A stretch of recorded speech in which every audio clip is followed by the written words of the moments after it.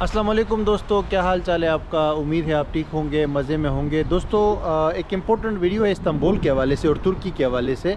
इसमें आपको बताऊंगा कि यहाँ पे अभी महंगाई कैसे हुई है रहने के लिए और स्पेशली टूरिज़म के लिए, क्योंकि मैं आपको पता है यहाँ पे आता रहता हूँ। तो अभी मैं 4-5 महीने बाद यहाँ पे आया हूँ, तो मैंने देखा है कि यार महंगाई और बढ़ गई है। और आपको इस वीडियो में इसीलिए मैं थोड़ा सा बताऊंगा कि अगर आप यहाँ पे रहने का सोचते हैं या जो ख़ास तौर पे टूरिस्ट वगैरह है, क्योंकि टूरिज़म के लिए आपको पता है कि तुर्की भी लोग आते हैं घूमने फिरने के लिए, तो आपको एक आइडिया होना चाहिए कि तुर्की जो है और इस्तांबुल ख़ास तौर पे कितना एक्सपेंसिव हुआ है और कितना आप एक्सपेक्ट कर सकते हैं। मैं चंद एग्जांपल आपको दूंगा यहाँ पे एक्सपेंसेस के हवाले से जो पिछली कुछ टाइम में जो है मुझे नज़र आए हैं। तो यहाँ पे भाईजान महंगाई बहुत ज़्यादा है। यानी कि आपको अगर मैं बताऊं कि दुनिया में जो टॉप 3 या 4 कंट्रीज़ हैं ना, तो उसमें तुर्की भी शामिल होगा महंगाई के हवाले से, क्योंकि यहाँ प्राइसेस जो है ना हफ्ता ब हफ्ता महीना ब महीना जो है बढ़ती रहती है।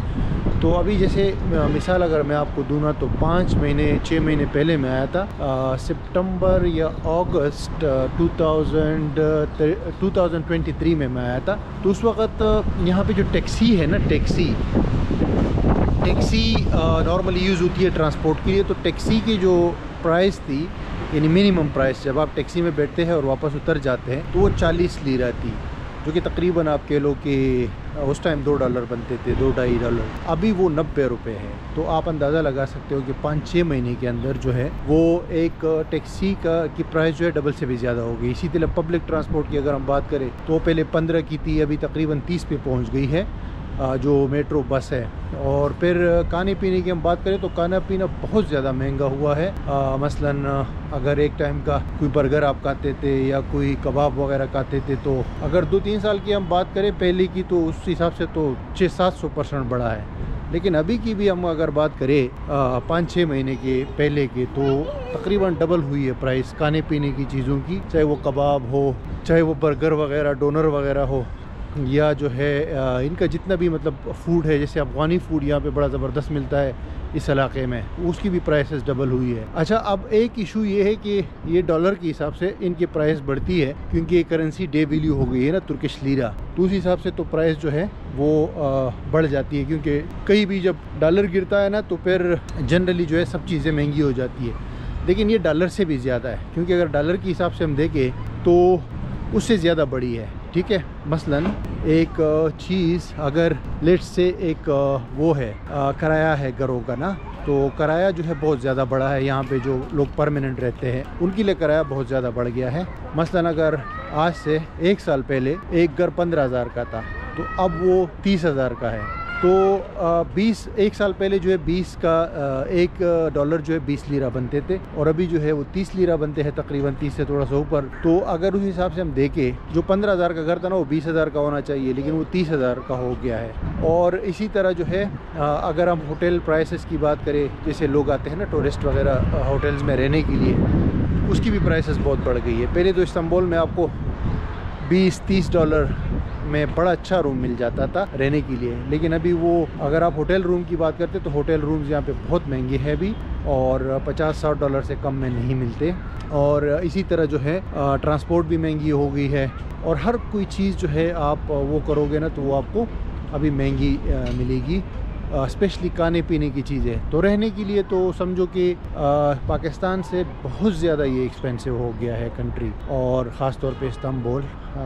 दूसरी कुछ लोग कहते हैं कि यार दूसरी जो छोटी छोटी सिटीज़ है ना, वहाँ पे जाना चाहिए, वो सस्ते हैं, लेकिन ऐसी बात नहीं है। अगर आप दूसरी सिटीज़ में जाते हो ना, तो खाने पीने के प्राइसेस और ये चीज़ें तो सेम होती है, सिर्फ ये कि किराया थोड़ा सा आपका कम हो सकता है, जो रेंट होगा ना मंथली। ये यहाँ पे अभी जो मंथली एक्सपेंसेस है ना, अगर कोई बंदा यहाँ रहता है, तो रहने के हवाले से तो पाकिस्तान में भी महंगाई है। आपको पता है पाकिस्तान भी काफ़ी एक्सपेंसिव हो गया है कुछ टाइम से, लेकिन पाकिस्तान के मुकाबले में ये बहुत ज़्यादा महंगा है। और आपको मैं ये बताता चलूँ कि ये इतना महंगा है कि पाकिस्तान इसके सामने बहुत सस्ता पड़ेगा आपको। यानी कि पाकिस्तान आपको मैं कह सकता हूँ कि इसके 50% प्राइस पे वहाँ पे आप अच्छी लाइफ गुजार सकेंगे, क्योंकि यहाँ पे अभी अगर हम किराए की बात करें तो एक 2 कमरों का घर जो है कम से कम भी वो आपको एक अच्छी लोकेशन पे ना $500, $600, $700 से कम में नहीं मिलेगा। तो ये $500-600, फिर उसके बाद खाना पीना मिला के, तो अगर आप अकेले भी एक बंदा हो या एक छोटी सी फैमिली हो तो उसका भी जो है ना $1500 तक, 1000 से $1500 तक बिल आराम से आएगा पर मंथ। तो ये बहुत पैसा है मेरे भाई। तो $1500 जो है अगर ये बंदा यहाँ पे ख़र्च करे पर मंथ, एक छोटी सी फैमिली, तो $1500 का मतलब होता है कि ये पाकिस्तानी रुपीज़ में तकरीबन 4 लाख रुपए बनेंगे। और 4 लाख रुपए आपको पता है वहाँ पे अच्छी खासी अमाउंट है, क्योंकि पाकिस्तान के अंदर हर चीज़ जो है उसकी प्राइसेस बढ़ती है, लेकिन इतनी ज़्यादा नहीं बढ़ती कि आज एक प्राइस है और अगले हफ्ते दूसरी प्राइस हो। यहाँ पे तो हर हफ्ते बढ़ती रहती है, और ख़ास तौर पे जब नया साल होता है। और एक चीज़ यहाँ पे ये है कि जैसे ही हुकूमत मिनिमम वेज बढ़ाती है ना, तो सब लोग जो है प्राइसेस बढ़ा देते हैं। रिसेंटली हुकूमत ने जो है मिनिमम वेज जो है काफ़ी बढ़ाई है। ये 2024 जब स्टार्ट हुआ था तो उन्होंने एकदम से डबल कर दी थी आलमोस्ट, यानी कि अभी $600 तक मिनिमम यहाँ तुर्की में वेज है, यानी मिनिमम तनख्वाह। तो जब वो बढ़ा दी है ना, तो हर बंदे ने प्राइस बढ़ा दी है, क्योंकि लाजमी बात है लोगों ने जेब से तो नहीं पे करना, जो वो है काम करने वाले लोग हैं, तो उन्होंने जो है ना फिर प्राइसेस बढ़ा के ही पूरी करने हैं, चाहे वो कंस्ट्रक्शन हो, चाहे वो होटलिंग हो, चाहे वो कोई भी इदारा हो, तो उन्होंने प्राइसेस बढ़ानी है। तो ये जो मिनिमम वेज बढ़ी है ना, इसकी वजह से यहाँ पे बहुत ज़्यादा महंगाई हुई है। लेकिन अब आप बोलेंगे इसकी वजह क्या है? वजह ये है कि पहले हुकूमत की कुछ पॉलिसीज़ थी इंटरेस्ट रेट को लेके और दूसरी चीज़ों को लेके, तो उसकी वजह से ये इतना मसाइल पैदा हो गए हैं। लेकिन अभी हुकूमत बड़ी सख्ती से काम कर रही है इस पर वापस नॉर्मलाइज़ करने के लिए, लेकिन इसमें टाइम लगेगा। अभी हो सकता है 3-4 मंथ 6 मंथ के अंदर जो है वापस नॉर्मल हो जाए या नीचे आ जाए, लेकिन उम्मीद है। लेकिन ये है कि मैंने कहा आपके साथ मैं शेयर करूं कि इस वक्त जो है बहुत ज़्यादा यहाँ पे महंगाई है। इवन घूमने के लिए आपको पता है वीज़ा भी महंगा होता है, फिर टिकट्स भी महंगे हैं, और फिर आप यहाँ पे आओगे तो यहाँ पे भी आपको बहुत महंगी मिलेगी हर चीज़। यानी कि एक टाइम का खाना यार आराम से आपका जो है ना, इस वक्त अगर आप अच्छा फूड खाते हो तो आपका आराम से 300-400 वो आ जाता है लीरा। 300-400 लीरा में पहले जो है ना आप पूरा होटल रूम और सारी चीज़ें करके 400 लीरा आपके नहीं लगते थे। अभी एक टाइम के खाने पे आराम से 300-400 लीरा जो है लग जाते हैं।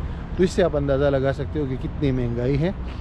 और देख के सारी चीज़ों को जो है ना चेक करके आया करे। यहाँ पे घूमने के लिए भी वो उसको तो भूल जाए, रहने के लिए तो भूल जाए फ़िलहाल, क्योंकि रहने के लिए जो लोग यहाँ रहते हैं वो अफोर्ड नहीं कर पा रहे, वो कोशिश कर रहे हैं कि दूसरी जगहों पे निकल जाए। लेकिन ये है कि घूमने के लिए भी आपको डबल 2 बार सोचना पड़ेगा कि तुर्की घूमने के लिए आया जाए या नहीं आया जाए।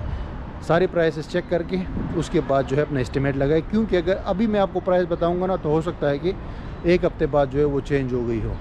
तो ये वाली सूरत हाल है। आपका कोई क्वेश्चन हो तो कमेंट में कर सकते हैं। Thank you so much for watching ये वीडियो। मैं आपसे मिलता हूँ अगली वीडियो में, जो कि अज़रबैजान के हवाले से एक पूरा मैंने ट्रिप किया है, उसकी वीडियो इंशाल्लाह मैं जल्द आपके साथ शेयर करूँगा।